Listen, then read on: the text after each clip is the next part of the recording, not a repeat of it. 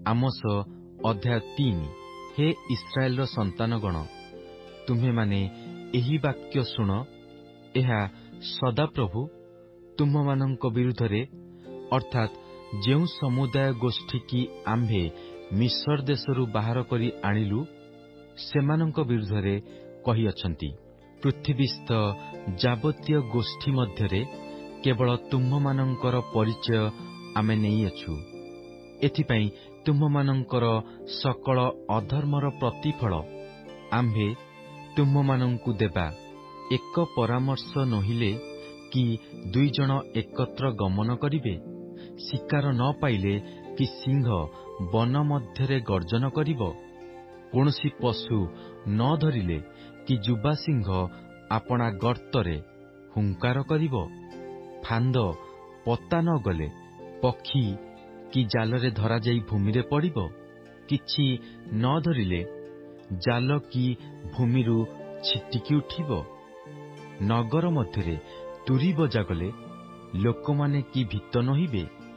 ସଦାପ୍ରଭୁ ନ ଘଟାଇଲେ ନଗର ମଧ୍ୟରେ କି ଅମଙ୍ଗଳ ଘଟିବ?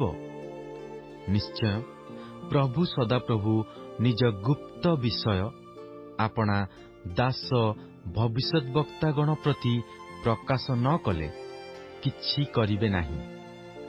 ସିଂହ ଗର୍ଜନ କରିଅଛି, କିଏ ଭୟ ନ କରିବ? ପ୍ରଭୁ ସଦାପ୍ରଭୁ କଥା କହିଅଛନ୍ତି, କିଏ ଭବିଷ୍ୟଦ୍ବାକ୍ୟ ପ୍ରଚାର ନ କରିବ? ତୁମ୍ଭେମାନେ ଅସ୍ଦୋଦସ୍ଥ ସକଳ ଅଟ୍ଟାଳିକାରେ ଓ ମିଶର ଦେଶସ୍ଥ ସକଳ ଅଟ୍ଟାଳିକାରେ ଘୋଷଣା କରି କୁହ, ତୁମ୍ଭେମାନେ ସମରିୟାର ପର୍ବତଗଣର ଉପରେ ଏକତ୍ର ହୁଅ, ଆଉ ତହିଁ ମଧ୍ୟରେ କି ମହା କୋଳାହଳ ଓ କି ଉପଦ୍ରବମାନ ହେଉଅଛି, ଏହା ଦେଖ। କାରଣ ସଦାପ୍ରଭୁ କହନ୍ତି, ଯେଉଁମାନେ ଆପଣା ଆପଣା ଅଟ୍ଟାଳିକାରେ ଦୌରାତ୍ମ୍ୟ ଓ ଧନାପହାର ସଞ୍ଚୟ କରନ୍ତି, ସେମାନେ ନ୍ୟାୟ କରିବାକୁ ଜାଣନ୍ତି ନାହିଁ।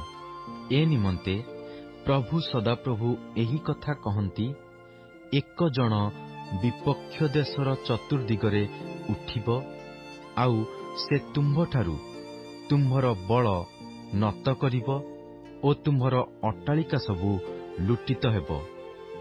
ସଦାପ୍ରଭୁ ଏହି କଥା କହନ୍ତି, ମେଷପାଳକ ଯେପରି ସିଂହ ମୁଖରୁ 2ଟି ଗୋଡ଼ ଅବା କାନରୁ ଖଣ୍ଡେ ରକ୍ଷା କରେ, ସେପରି ଇସ୍ରାଏଲର ଯେଉଁ ସନ୍ତାନଗଣ ସମରିୟାରେ ଖଟର କୋଣରେ ଓ ଶଯ୍ୟାର ପାଟଗଦି ଉପରେ ବସନ୍ତି, ସେମାନେ ରକ୍ଷା କରାଯିବେ।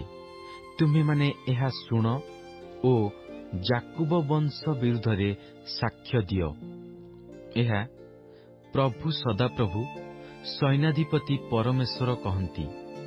କାରଣ ଆମ୍ଭେ ଯେଉଁଦିନ ଇସ୍ରାଏଲକୁ ତାହାର ସମସ୍ତ ଅପରାଧର ପ୍ରତିଫଳ ଦେବା, ସେହିଦିନ ଆମ୍ଭେ ବୈଥଲସ୍ଥ ଯଜ୍ଞବେଦୀ ସକଳକୁ ହିଁ ପ୍ରତିଫଳ ଦେବା। ତହିଁରେ ଯଜ୍ଞବେଦୀର ଚୂଡ଼ା ସକଳ କଟାଯାଇ ଭୂମିରେ ପଡ଼ିବ।